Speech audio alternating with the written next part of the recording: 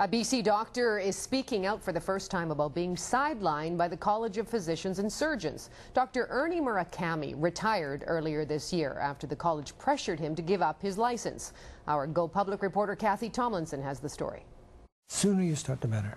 A hero to patients he treated for Lyme, a debilitating disease from an infected tick's bite. I've taken 21 people out of permanent wheelchairs. Ernie Murakami gave them long-term antibiotics other doctors wouldn't. No more. He's been pushed into retirement by BC's College of Physicians and Surgeons. I was consequently forced to send about 200 patients across the border. Investigated after a young woman, not his patient, died. Her doctor gave her IV antibiotics on Murakami's advice. After a bad reaction, a nurse gave her adrenaline. It killed her. How much did you have to do with that? I had nothing to do with that. It was a nursing error. Big contrast to this woman, treated briefly by another doctor, he says. She only got better after Murakami put her on long-term antibiotics. So she wrote a letter to the college about the first doctor, and what happened to him? Nothing. A zealot is what the college calls Dr. Murakami, too eager to give antibiotics without definitive proof that patients have Lyme. It urged him to give up his license. The pressure made him ill, he says, and he gave in.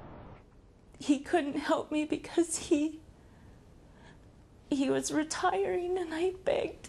I said, can you please tell me somebody else who can help me? And he said, you have to go to the States. An expensive American doctor saved her, she says, with the same treatments Murakami would have prescribed.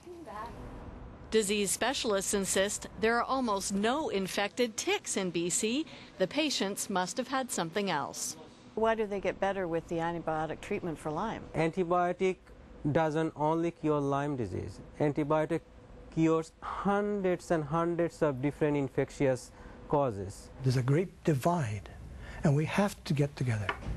Some BC doctors who agree with him, he says, are now scared to try aggressive Lyme treatment, fearing they too could be shut down.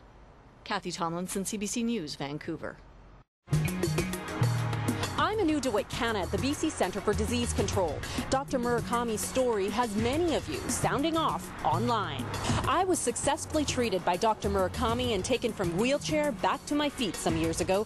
His treatment protocol has a very good success rate. I was appalled at the attitude of the College of Physicians and Surgeons toward Dr. Murakami and his treatment of Lyme disease. This is really upsetting. If there is no Lyme disease in BC, then why do we vaccinate our pets for it? My dog would have better luck getting treatment for Lyme in Canada than I would. If you've had trouble being diagnosed with Lyme disease, we'd like to hear from you. You can go to cbc.ca/BC and click on your story.